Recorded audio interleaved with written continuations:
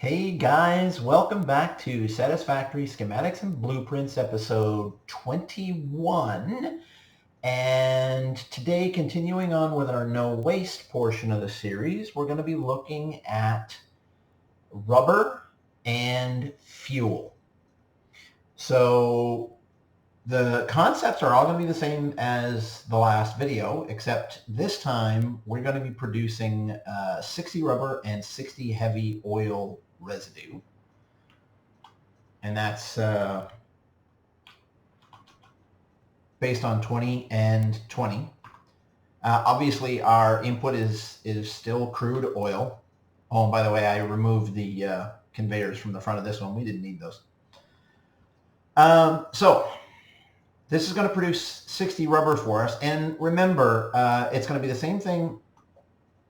I've said this a lot, but it becomes a lot more important here, is that when any conveyor belt, and in this case a pipeline, backs up all the way back to its generation point, the generator, whatever it is, shuts down.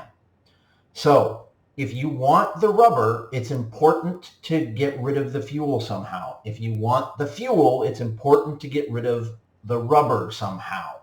And in the last video on plastic and petroleum coke, I showed you how to use an awesome sink and a splitter or a smart splitter to generate an overflow valve that will allow you to use everything that you need to use, but also overflow one side or the other in order to make sure that you always have these generators, these refineries running. Now, in this particular case, as before, I prioritized 100% generation of the power plant. You can prioritize the other side if you want, but I mean, we are getting 100% of the rubber out of these three plants.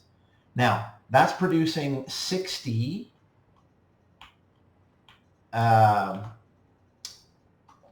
heavy oil residue per minute, which is exactly what we need going into our fuel generator. That's going to produce 40 fuel per minute.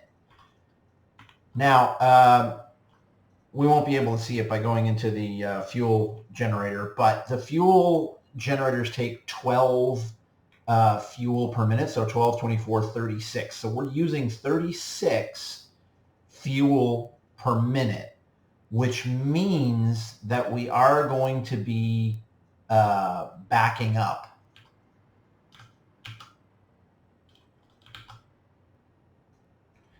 Which means that we are going to be backing up this, and eventually it's going to shut off because it's producing 40 per minute. So 3 is not going to work.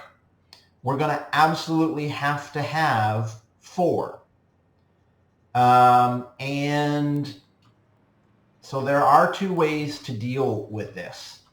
The first is the way I tend to do most of this, although it doesn't work as well when you're talking power plants. So most of the time, I will leave it and actually I can just take that off right there.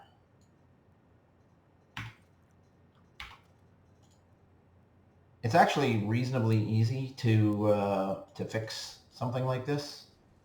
Shoot. And as soon as I say that, I miscount. Oh, wow, I got that wrong too. So, whoa. All right, first of all, don't get overconfident. And come back 1 and 2. There you go. We'll put our junction in there.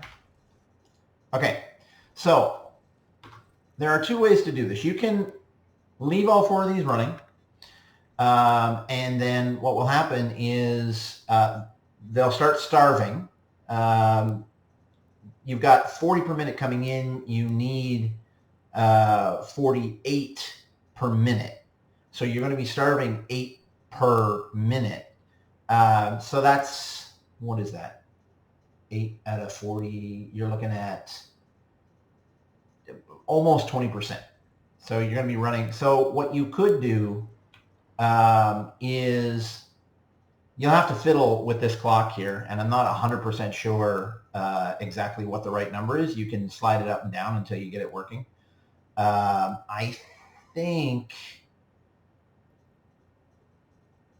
think it's going to be down around 40%, but don't hold me to that. And then none of them will starve because this one will be using less than the rest. Either way, it's up to you. You're going to, in the end, essentially produce the same power. There's a couple of idiosyncrasies with letting it turn on and off because it's either 100% on or 100% off. So you've got that 75 megawatts. It will actually, each one of these will actually fluctuate 75 megawatts as they turn on and off. But as long as they're turning on and off at different times, you will get a much smaller overlap. So you'll see that our production 107, 104. So it goes between 10,200 and 10,700. So to be honest, all you can count on in this is about 10,200, right? Because if it goes over 10,200 when you need it, the whole grid shuts down.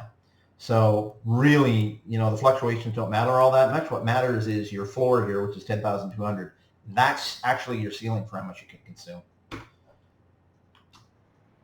So it depends on which way you want to do it. I like to overgenerate my power. As you can see, I seriously overgenerate my power so that those fluctuations don't actually bother me at all.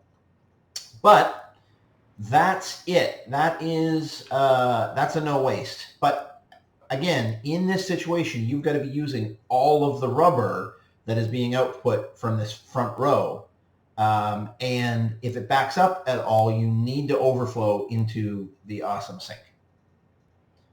And that's actually it. That's all there is to this one. You will notice that the second line of both of these are kind of interchangeable. I could have made coke out of the rubber, and I could have made fuel out of the plastic if I wanted to.